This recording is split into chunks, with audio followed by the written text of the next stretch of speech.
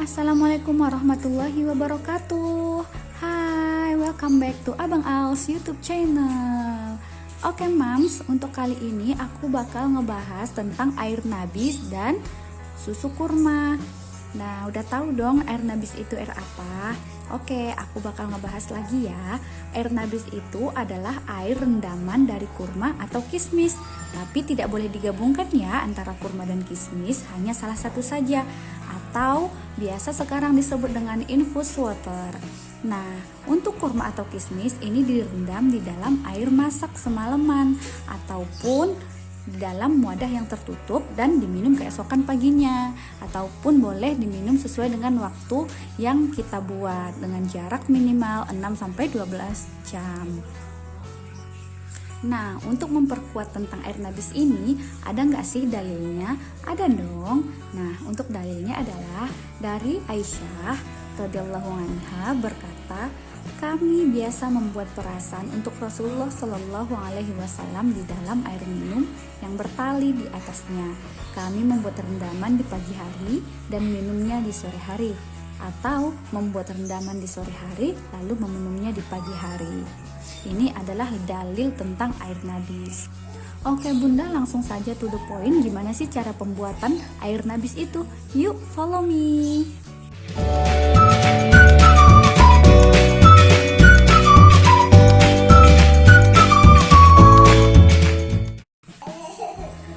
Yang pertama, siapkan dulu bahan-bahannya, yaitu pasti sudah ada kurma atau salah satunya kismis. Nah, kurma yang kupakai kali ini menggunakan kurma sukari ataupun kurma madu. Kenapa aku memilih kurma sukari? Karena memang rasanya yang sudah manis tanpa ditambah dengan pemanis yang lain, dan teksturnya yang lembut dan besar-besar dagingnya.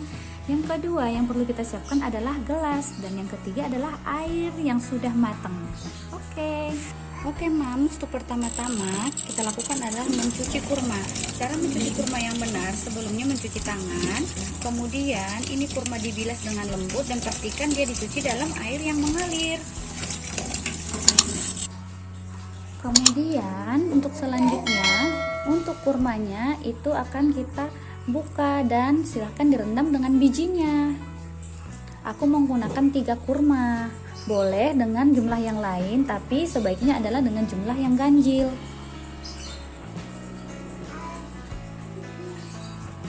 Nah, setelah itu langsung saja kita masukkan ataupun kita rendam dengan air yang sudah matang. Nah, saya biasanya merendam dengan segelas air.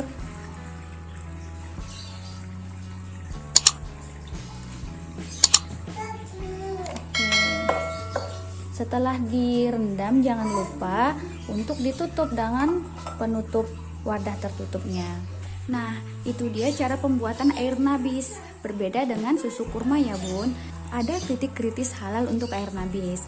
Air nabis bila tersimpan di dalam lemari es bisa bertahan 1 hingga 2 hari.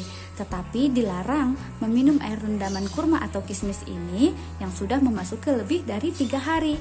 Ini disebabkan air rendaman kurma atau kismis yang dibiarkan melebihi 3 hari terjadi proses fermentasi yang menjadikan air rendamannya itu menjadi arak atau khamar dan hukumnya haram untuk diminum.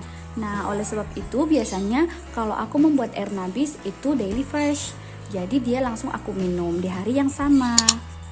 Dan apa sih manfaat dari air nabis ini?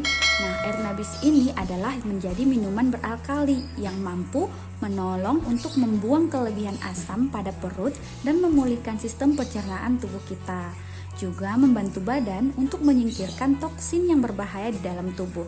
Dalam kata lain, ini berguna sebagai detox ya.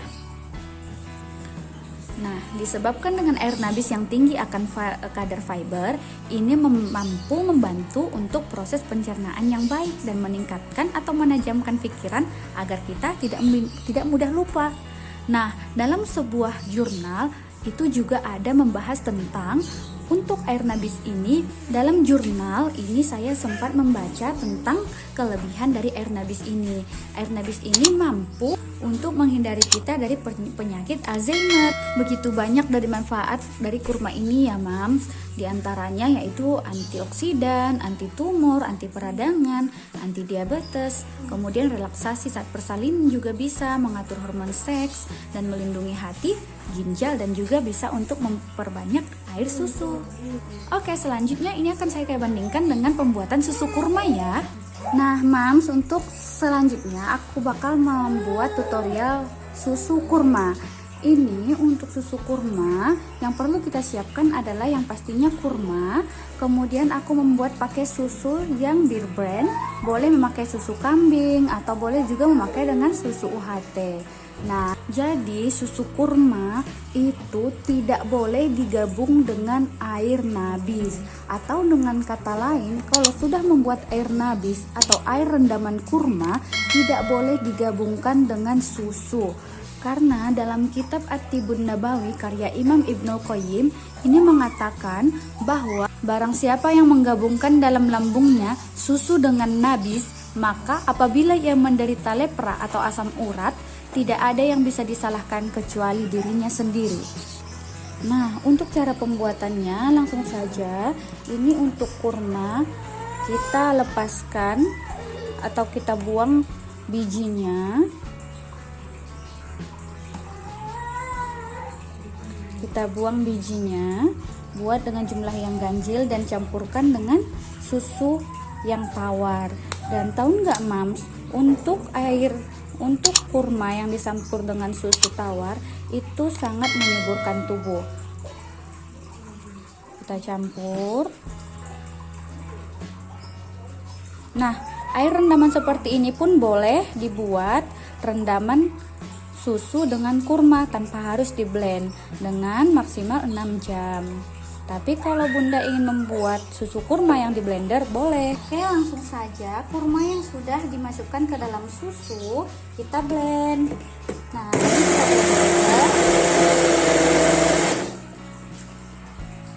Nah, ini sudah selesai ya Mams. Jadi kalau misalnya menggunakan kurma lain yang kurang merasa manis, boleh tambahkan dengan madu. Tapi kalau saya sudah menggunakan kurma sukari, merasa ini sudah sangat manis. Nah, demikian untuk pembuatan susu kurma ya. Oh iya Mam, untuk ibu menyusui itu memerlukan tambahan makanan untuk meningkatkan produksi ASI, sehingga dapat membantu menambah berat badan bayi. Kurma merupakan salah satu buah dengan gizi lengkap yang dapat diberikan untuk memenuhi kebutuhan gizi ibu menyusui. Nah, untuk kurma ini jika di hari biasa memang susah tidak semudah mendapatkannya di saat bulan puasa. Nah, adanya pembuatan persediaan dari susu sari kurma merupakan salah satu cara yang dilakukan untuk memudahkan para ibu mengkonsumsi kurma. Sari kurma merupakan kurma yang dihaluskan dan diambil sarinya. Jadi, sari kurma ini berbentuk cair dengan konsistensi yang kental, berwarna hitam dan terasa sangat manis serta mengandung zat gizi yang lengkap seperti buah kurma. Nah, begitu banyak dari manfaat kurma ini ya Bun, dari air nabis sampai dengan susu kurma. Dalam salah satu jurnal ini mengatakan bahwa pemberian kurma sebanyak 100 gram yang setara dengan 314 kalori dan teh herbal fenugreek pada ibu menyusui dapat berperan sebagai galaktogogius sehingga meningkatkan berat badan bayi dalam 2 minggu pertama pasca melahirkan. Sekilas info. Nah, saya punya teman juga sama mengalami bayinya baby kuning. Nah, beliau ini senang sekali untuk mengkonsumsi susu kurma. Hanya saja dia tambahkan dengan almond panggang. Nah, oke Mam, sekian penjelasan aku untuk pagi hari ini. Assalamualaikum warahmatullahi wabarakatuh. See you and bye-bye.